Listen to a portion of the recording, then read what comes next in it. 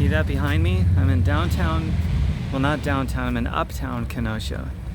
Downtown is actually in pretty good shape, but Uptown is the poorest neighborhood in all of Kenosha.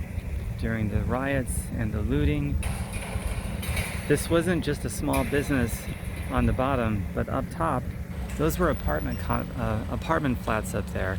So people that had no money were so poor, they needed government help to pay bills, to help with the rent, food stamps to get groceries. Now they don't even have a building to go home to.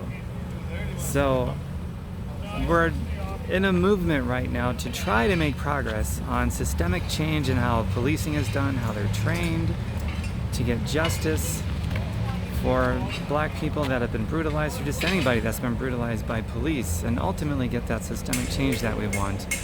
And when people show up and do stuff like this puts us 12 steps behind, at least 12 steps behind, probably more. And so this neighborhood is dominantly black and it's all poor.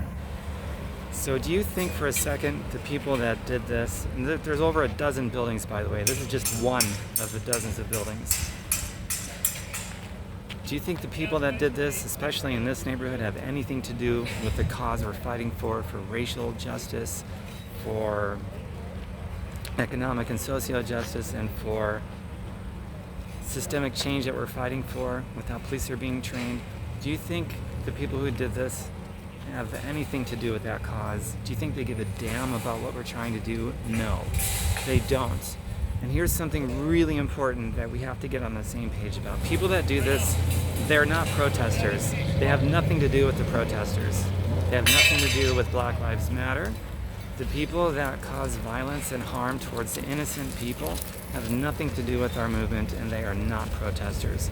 So anytime you hear a narrative out of the media or from anywhere for that matter, a narrative that says the protesters turned violent, look what the protesters did, they're damaging buildings and small businesses and displacing people, and now they're homeless because of no, push back against that 1,000,000,000%.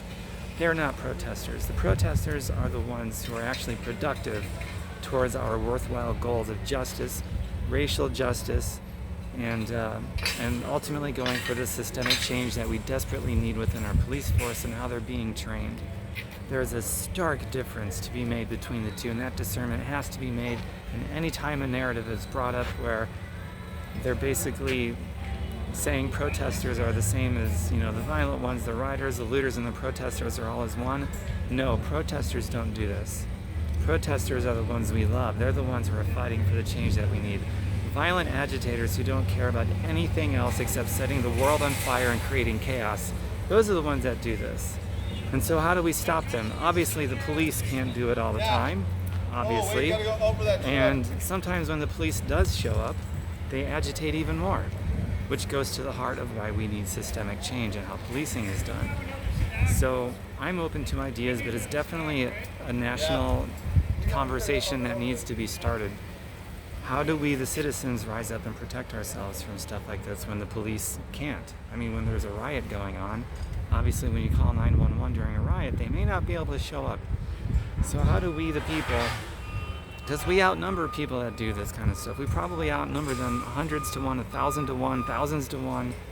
So if we could get on the same page with something that worked reasonably well, just given the fact that we outnumber them so greatly, there's got to be some really great ideas out there. And that's a conversation that needs to be had within our national discourse. Because stuff like this is going to keep happening over and over and over again. And police aren't always going to be able to stop it. It's just the reality of it.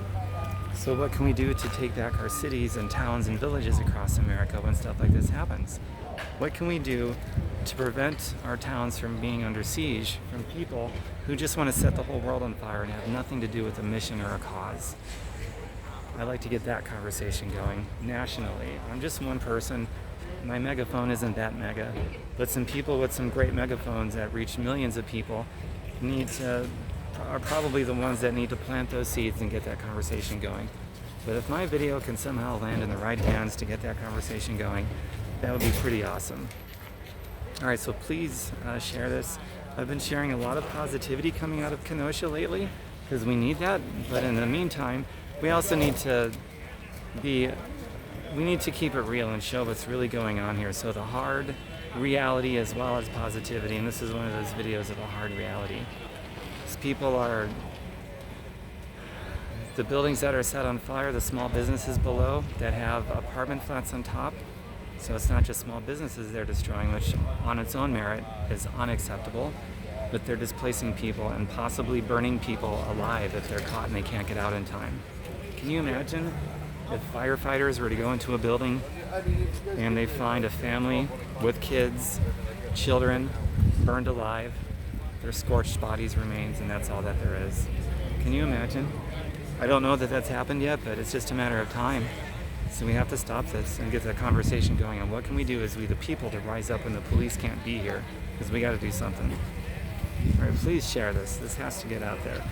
And speaking of the positivity, there's much more positivity coming, and also videos like this where we have to be aware of the reality of things so that we can be properly motivated to take the right action, productive action. I'll be putting stuff together on my YouTube channel, and also on my website, tombirkenmeyer.com. It's just like it's spelled here on social media, tombirkenmeyer.com. I'll be doing something special where I compile montages of videos and pictures I've been taking to do my own little tributes and my memorialization of what's going on here.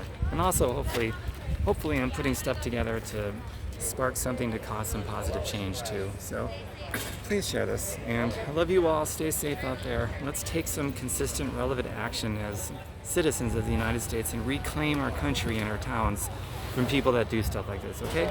Mwah. We need to look out for each other. We need to have each other's back.